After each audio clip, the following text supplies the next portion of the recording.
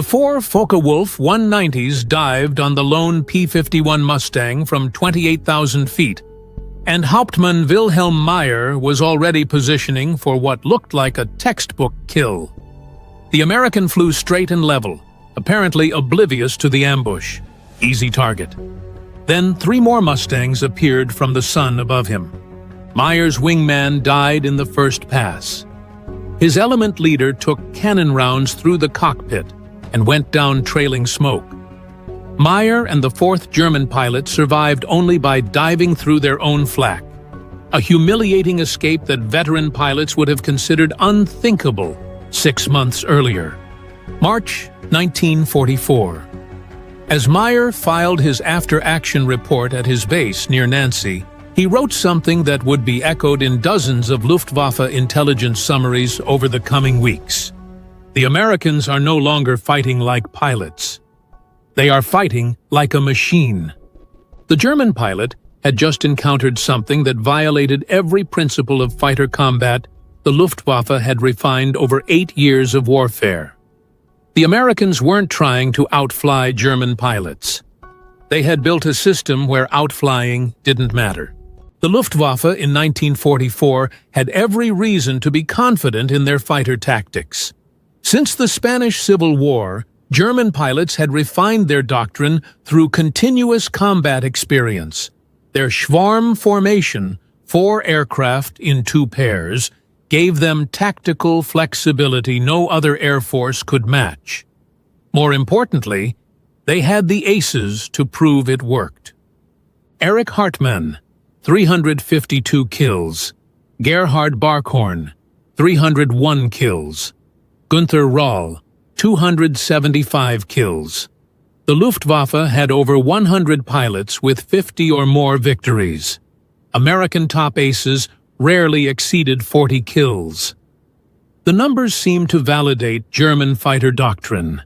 Train pilots to be individually superior. Give them freedom to maneuver. Let their skill decide the fight. German fighter training in the early war years took about 13 months and emphasized aerobatic mastery, energy management, and deflection shooting. The goal was creating pilots with what Germans called fingertip feeling, the instinctive understanding that separated competent pilots from lethal ones. Every German fighter pilot was trained to be an ace. By 1944, fuel shortages and instructor losses had forced Germany to reduce training significantly, but the doctrine remained unchanged. American pilots, by contrast, seemed almost deliberately mediocre. Their training lasted just 6 months. They flew rigid formations. They avoided dogfights. When German pilots engaged them one-on-one in early 1943, the Americans seemed timid, breaking off combat and diving away rather than fighting. The Luftwaffe interpreted this as confirmation of what they'd always believed. Americans lacked the martial spirit necessary for air combat. They had good equipment, but poor fighting instincts. But by March 1944, something had changed. Luftwaffe pilots were dying at rates that defied explanation. Experienced aces who had survived hundreds of combat missions were being shot down by American pilots who seemed to have no individual skill whatsoever. The Americans had stopped trying to dogfight. Instead, they had implemented something the Luftwaffe intelligence called mutual support doctrine, a tactical system so simple it seemed stupid, yet so effective it was killing Germany's best pilots. The American system worked like this. 4 fighters flew in pairs. The lead pilot's job was to attack. The wingman's only job was to protect the lead. Not to get kills, not to maneuver independently, just to stay in position and shoot anyone who threatened his leader. When German pilots attacked lone American fighters, situations that should have been easy kills, they found themselves being attacked from positions they hadn't expected, by pilots they hadn't seen, executing coordinated maneuvers that left no room for individual initiative to matter. The contrast revealed fundamentally different philosophies of warfare. German doctrine asked, "How do we create the best individual fighter pilot?" American doctrine asked, "How do we make average pilots effective in combat?" Germany's answer required 18 months of training, natural talent, and combat experience to develop. America's answer could be taught in 3 weeks. Stay with your leader. Watch his 6 o'clock. Shoot anyone who gets on his tail. Don't chase kills. Luftwaffe aces found the American approach almost offensive. Individual skill meant nothing in this system. A mediocre American pilot in the right position could kill an ace who was focused on a different target. The Americans had removed honor from air combat and replaced it with industrial thinking. German pilots described frustration in their after-action reports at facing opponents who wouldn't fight properly, who wouldn't accept individual challenges, who wouldn't break formation to pursue kills, who treated air combat as a job rather than a test of skill. One captured pilot told interrogators, "They fly like truck drivers, no initiative, no creativity, just following procedures. But they keep coming, and there are always more of them." He was right. But just following procedures was proving more effective than ace-level skill. The tactical implications became clear in the statistics. German kill ratios against American fighters declined significantly as American pilots gained experience and refined their mutual support tactics. By mid-1944, American fighters were achieving consistent successes against the Luftwaffe. Not because American pilots had become better individual pilots, but because the system made individual excellence less important than positional discipline.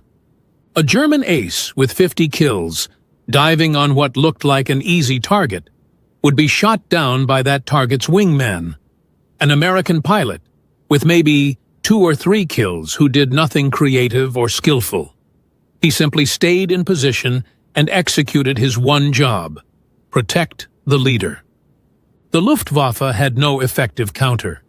Their entire tactical doctrine was built around individual freedom to engage targets of opportunity. Requiring German pilots to fly in rigid formations would negate their greatest advantage, superior individual skill, but allowing them to maneuver freely meant they were being ambushed by Americans who stayed in mutually supporting pairs. What Meyer and other German pilots didn't know was that while they were being killed by American formation discipline, Luftwaffe High Command in Berlin was reading intelligence reports that made the tactical picture even worse. By 1944, American training schools were producing fighter pilots several times faster than Germany could replace losses. Germany was losing aces who took 18 months to create. America was losing pilots who took 6 months to train, and replacing them faster than the Luftwaffe could shoot them down. German fighter training: create irreplaceable experts who win through individual skill. American fighter training: create replaceable components who win through system discipline. The side that needed aces was losing them. The side that made aces unnecessary kept sending more. By 1944, Luftwaffe leadership recognized they faced not just American pilots, but an industrial training system, replacement system, and tactical doctrine that treated pilots as interchangeable parts in a larger machine. And you can't shoot down a production system that produces pilots faster than you can kill them. By April 1944, the Luftwaffe was issuing emergency directives. Avoid combat with American fighters unless absolutely necessary. Focus on the bombers. Don't chase individual victories. German pilots developed bitter respect for American tactics even as they resented them. Captured Luftwaffe after-action reports describe frustration at facing opponents who refused to fight properly, who wouldn't accept individual challenges, who wouldn't break formation to pursue kills, who treated air combat as a job rather than a test of skill. The The comparison to industrial workers was more accurate than they knew. America had approached fighter tactics the same way it approached truck production. Design a system that works with ordinary people, make the system reproducible, train people quickly to execute the system, and produce enough people that losses don't matter. By summer 1944, the Luftwaffe had effectively lost air superiority over Western Europe. Not because American pilots were better. Individual German aces still achieved higher kill counts when they survived long enough, but because American tactics made individual ace-level skill increasingly irrelevant. A German pilot with 100 kills could be shot down by an American pilot with 3 kills if that American pilot stayed in position and executed his wingman duties. The mathematics were brutal. Germany couldn't replace skilled pilots fast enough. America didn't need to. Their system worked with average pilots, and they had unlimited average pilots. The Luftwaffe's response to D-Day illustrated the collapse.